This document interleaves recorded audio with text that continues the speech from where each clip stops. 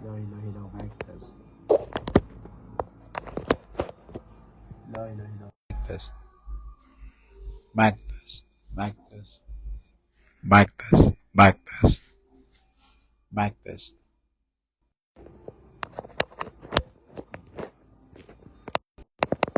Hello.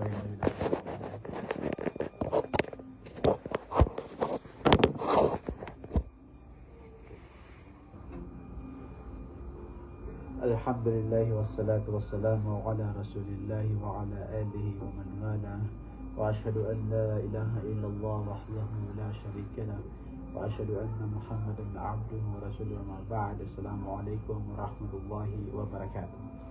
Assalamu alaikum warahmatullahi wabarakatuh.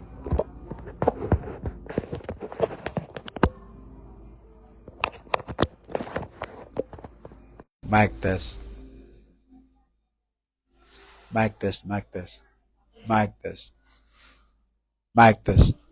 Okay, mga kapatid, sa pananampalatayang Islam, ngayon ay pangatlong araw ng buwan ng Ramadan.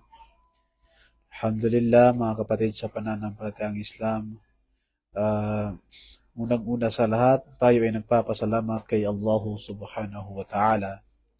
Pasasalamat ng walang hanggang pasasalamat, sapagkat mga kapatid, sa pananampalatayang Islam, marami po sa mga kapatid natin na kung saan hindi nila naabutan ang buwan ng Ramadan.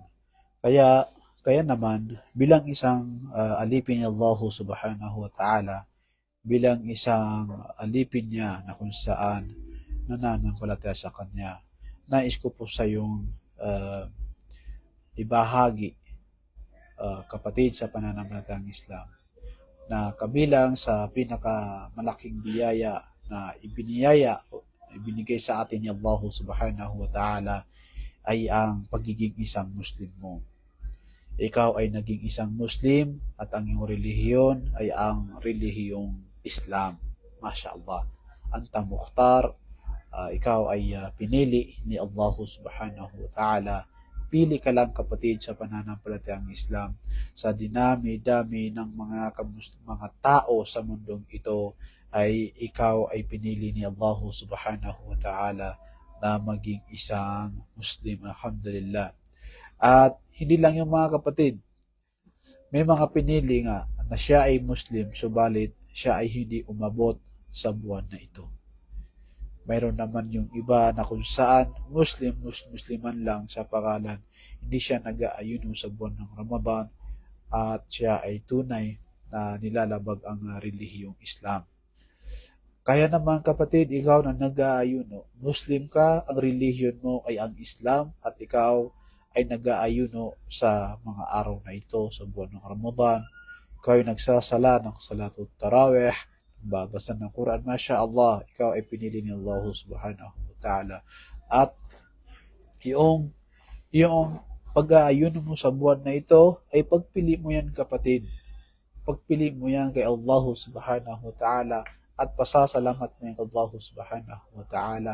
Kaya nga naman, bilang pasasalamat natin kay Allah subhanahu wa ta'ala, ay marapat sa bawat isa ay kanyang patunayan ang pasasalamat na ito kay Allah subhanahu wa ta'ala, lalong-lalo na sa mga araw na ito, ang buwan ng Ramadan, na kung saan sinasara ang mga pintuan ng impyerno at binubuksan ang mga pintuan ng paraiso at ikinakadina ang mga shayatin.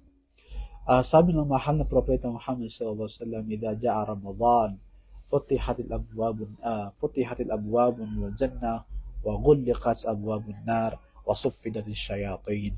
Sinabi ng propeta Muhammad sallallahu alaihi wasallam, kapag dumadating, sumasapit ang buwan ng Ramadan, which is ngayon, ay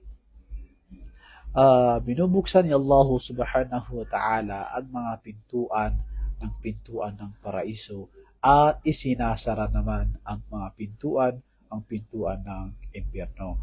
Wasuffidatis shayatin. At kinakadena o tinatalian ang mga shayatin, ang mga engkanto, mga syaitan, ang mga nagbubulong-bulong sa atin.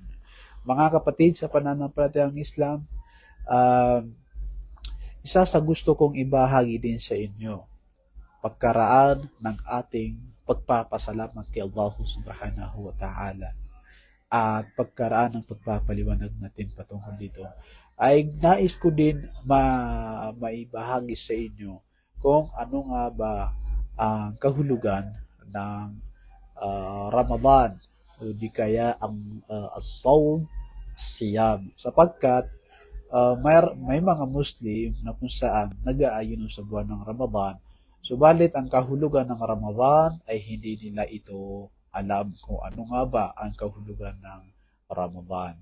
Bali po, ang kahulugan ng Ramadan ay mula yan sa wikang Arabic na marami ang mga nagsabi, nagpaliwanag ng kahulugan ng Ramadan.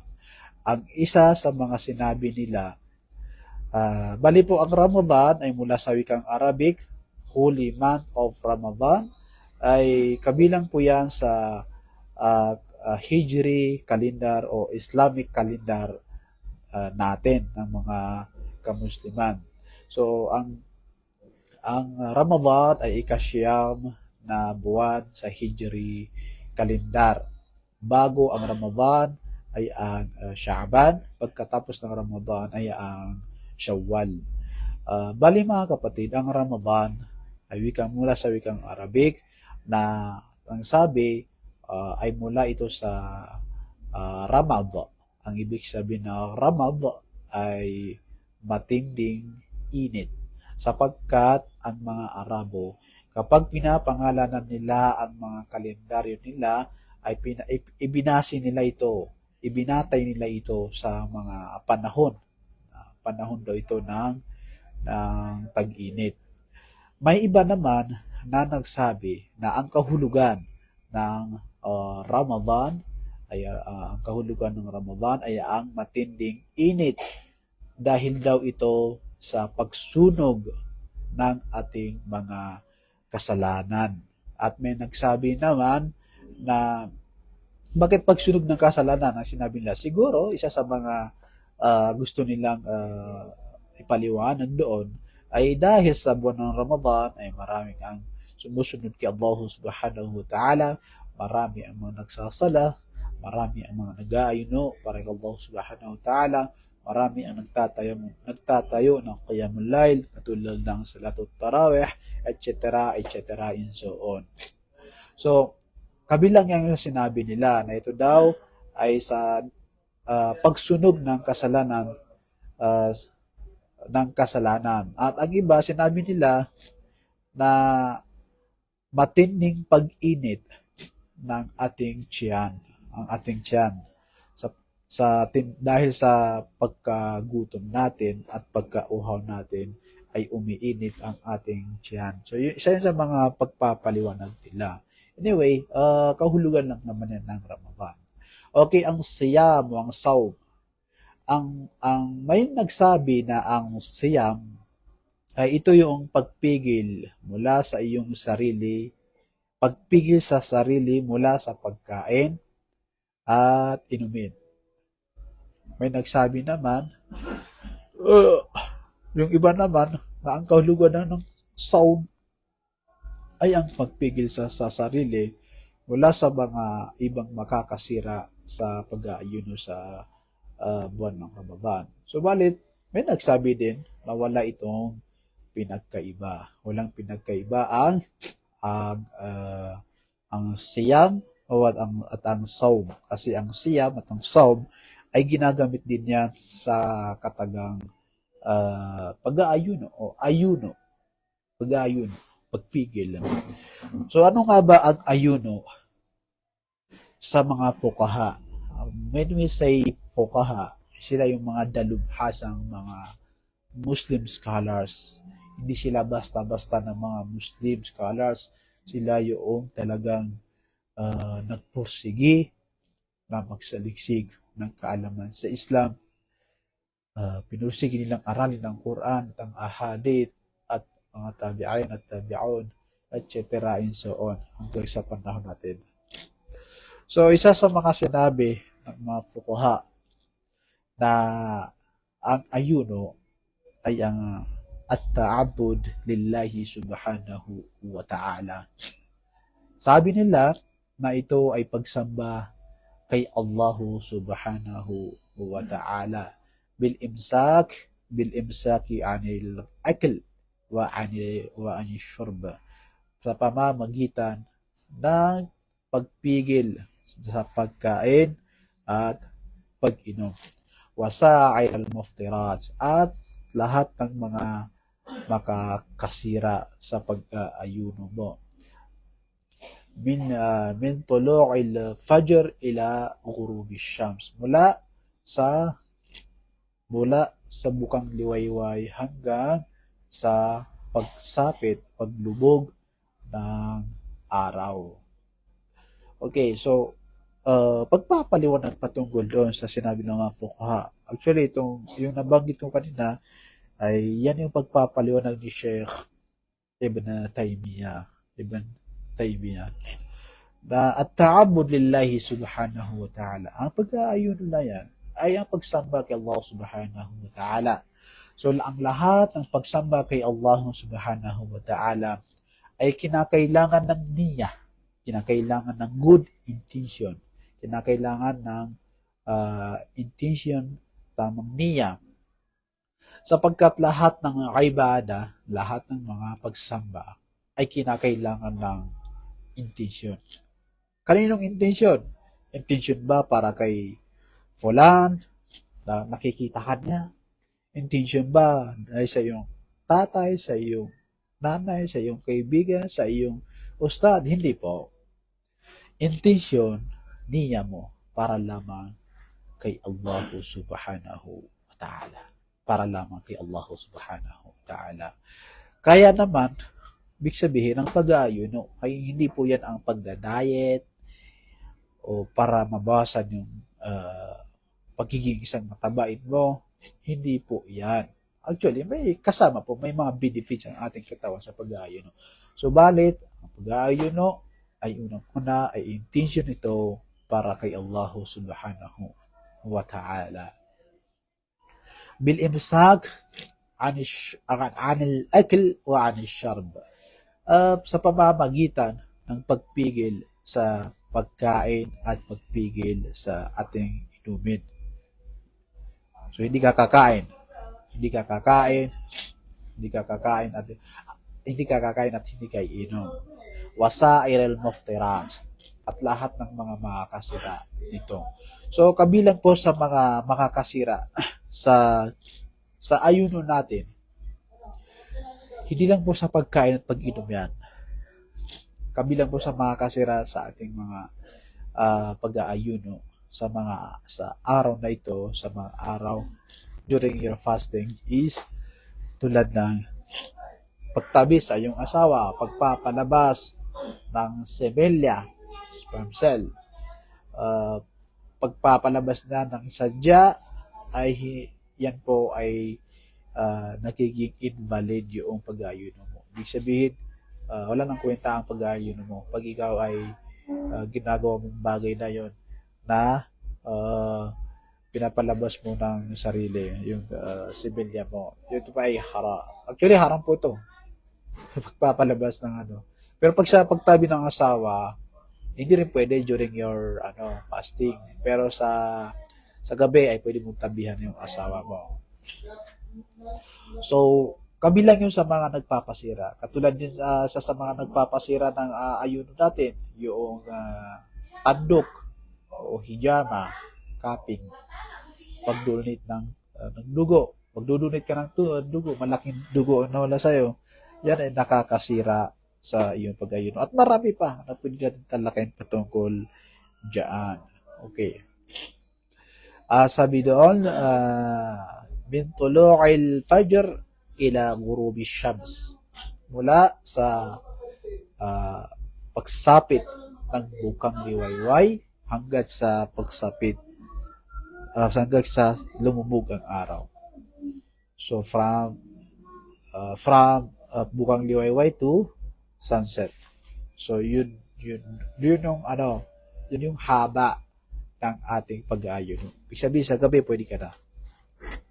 Mga kapatid sa pananampalatayang Islam, kinakailangan ng good intention sa ibada na ito, sa pagsamba na ito ang pag-aayon. Sapagkat sinabi ng mahal na propeta Muhammad sallallahu alaihi wasallam, innamal a'malu binniyat, sa katotohanan, ang lahat ng mga gawain ay nakabatay sa intention. All actions are but by intention. So lahat ng gawain ay nakabatay sa kung ano ang nilayon o ang layunin. Okay. So, mga kapatid sa pananampalatayang Islam, katulad din lang sinabi ng Propeta sallam na man sama Ramadan na imanan, sino man ang nagayon sa buwan ng Ramadan na bilang pananampalataya. Mga kapatid sa pananampalatayang Islam, yan ay magsisimula from Bukang Liwayway to sunset, na kung saan sabi ni Allah subhanahu wa ta'ala, وَكُلُوا وَاشْرَبُوا حَتَّى يَتَبَيَّنَ لَكُمُ الْخَيْطُ الْأَبْيَضُ مِنَ الْخَيْطِ الْأَسْوَدِ مِنَ الْفَجْرِ ثُمَّ أَتِمُّوا الصِّيَامَ إِلَى اللَّيْلِ. Sabi lang Allah subhanahu wa ta'ala, وَكُلُوا وَاشْرَبُوا, kayo ay kumain, ibig sabihin sa gabi ito, kayo ay kumain at uminom, hatta yatabayyana lakumul khaytul abyad, hanggat sa sumapit ang bukang liwayway, wa minal khaytul aswad minal fajr, hanggat minal khaytul aswad minal fajr. Ibig sabihin, pag dumating na ang bukang liwayway, ay pipigil ka na kumain, uminom, at magka-fasting ka na. Thumma atimmu siyama ilal layl, at kumpletohin ninyo pagkasapit na bukang liwayway hanggang sa dumating ang paglubog ng araw. Pagsapit ng bukang liwayway, ayan yung oras ng Salatul Fajr, at ang paglubog ng araw, ayan yung oras ng Salatul Maghrib. Kaya kung anong oras ng Salatul Maghrib, yun yung oras kung kailan tayo kakain. Kung anong oras ng Salatul Fajr, ayun yung oras kung kailan tayo titigil, kumain o uminom. Mga kapatid, hindi porket po tayo ay pipigil ng kumain o uminom sa during the day, ay pwede na tayong di ba hindi ka pwedeng gumawa ng masama, evil thoughts, evil actions, evil speech, taam, pagkain at ang pag-inom. Sa gabi, pwede tayong kumain, uminom, pero hindi pa rin tayo pwedeng magsalita ng masama at mag-isip ng masama. Kaya, nasiha sa aking mga kapatid, bawasan mo yung oras mo sa mundong ito at doon ka sumama sa mga tao na kung saan lagi silang busy sa pag-aalala kay Allah subhanahu wa ta'ala. Doon ka sumama sa mga taong laging nagbabasa ng Quran, laging may mga ina-attendan o pinupuntahan na mga lecture. Hanggang dito lang po ang aking may pabahagi sa inyo mga kapatid sa pananampalatayang Islam. Assalamualaikum warahmatullahi wabarakatuh.